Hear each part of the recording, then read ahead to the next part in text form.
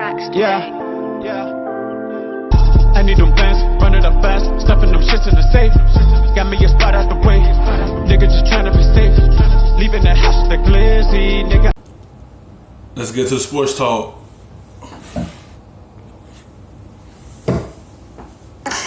Has until October 21st to reach a rookie scale extension. Now, if the two sides don't come to terms, the Celtics can extend a qualifying offer to Brown after the season, which he, of course, could turn down to become a restricted free agent.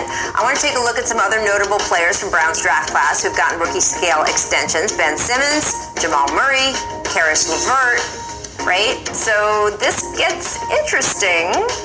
Do you think, Matt, the Celtics should try to lock in Brown before the season or take a little wait and see? You got to be careful when you talk about young players because everything is hating. Yeah. I think the jury's still out on him. I think he had a tremendous summer, even though Zach says there's nothing to gain from playing in the U.S. team. I just think that's a great experience. He's getting a year older, but to me, this is a big personal season for him, although it's always team. It's a big personal season. And if I was the Celtics, I'm waiting. I think you know what you have in Tatum.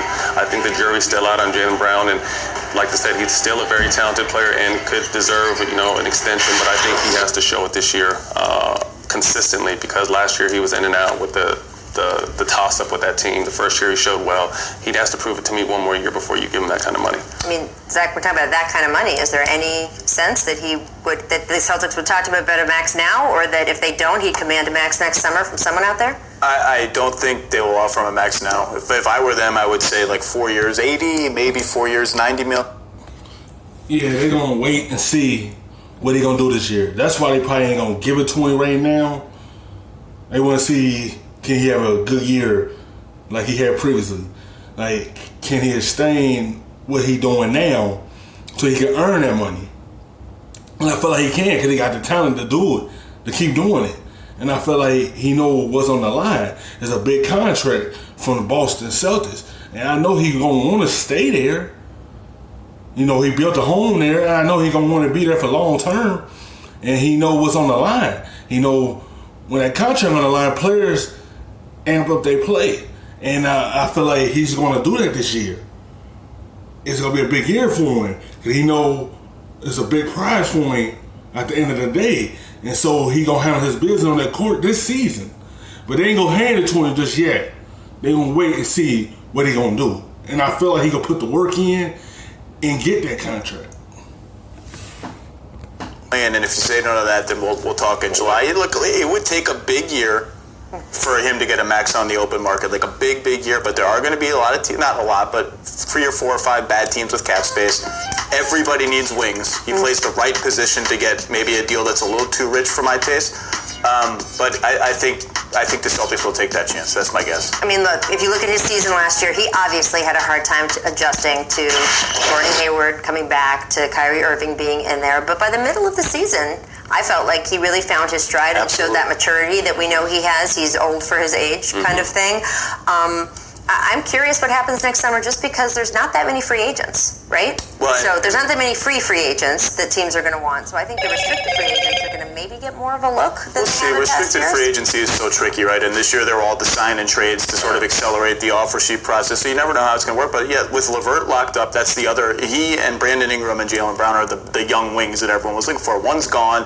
One is kind of coming off a scary medical thing, and we'll see how he plays in New Orleans. So yeah, he could be, if he, like I said, if he somehow averages 20 and 5 rebounds and plays elite defense, like someone's going to pay him. Right. I'm interested to see how that goes down. I want to get to the Charlotte Hornets now. GM Mitch Kupchak told the Charlotte Observer that the team was somewhat blindsided by Kemba Walker making the All-NBA third team last season, which triggered Walker's Supermax eligibility. Zach, is this a good enough excuse for not trading Kemba before last season's trade deadline to at least get something for him instead of just... That's not no excuse. Y'all had the opportunity to keep him there in Charlotte. Y'all try to wait for a deal to come so it could be lower so you don't have to give him that much.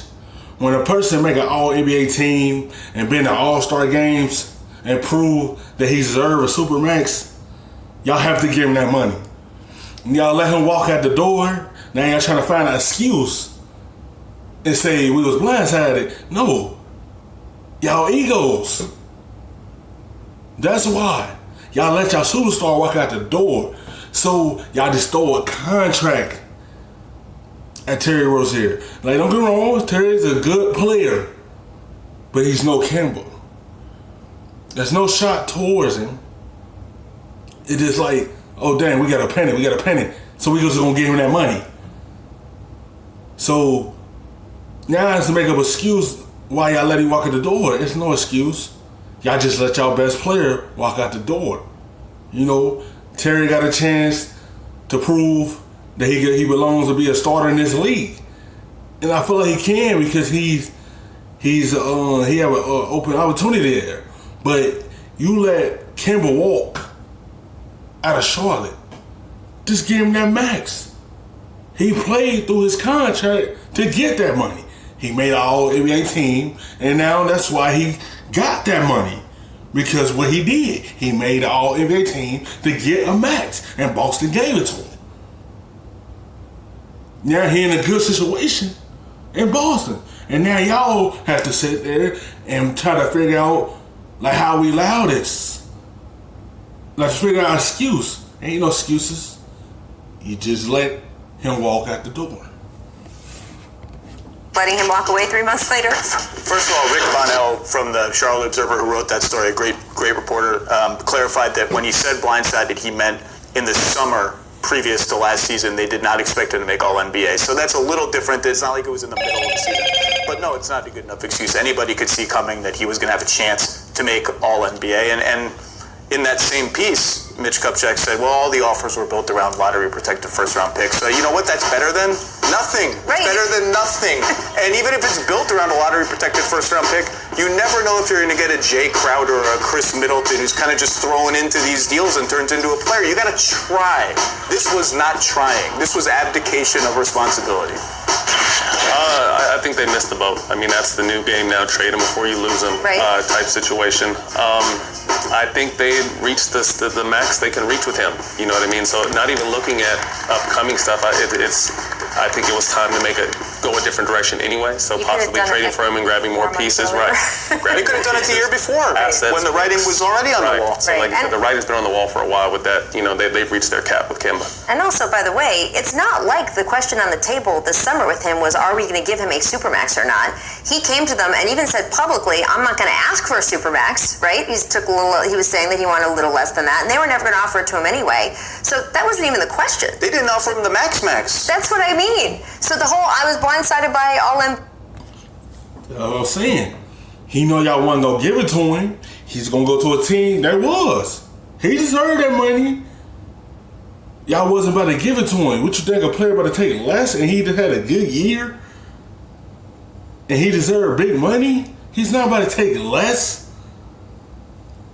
When people play through their contracts, that's what come with it. Big money. They stock go up every time they play with him.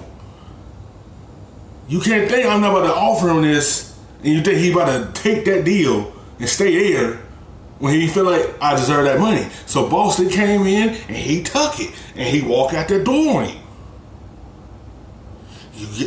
You know what you get through a player that make all-stars and all-NBA teams. Money comes with it. Yeah, whether it was this year or the previous, whatever it was, it's almost not relevant. It's if you weren't going to pay him in the summer, why not deal him 3 months earlier? I think that shows the fact that they didn't offer him the max, knew that they had reached the ceiling with him, which you know addresses my point even more. So you got to make a move with a situation like that, and they missed the boat. Thanks for watching ESPN on YouTube. For more sports highlights and analysis, be sure to download the ESPN app. And for live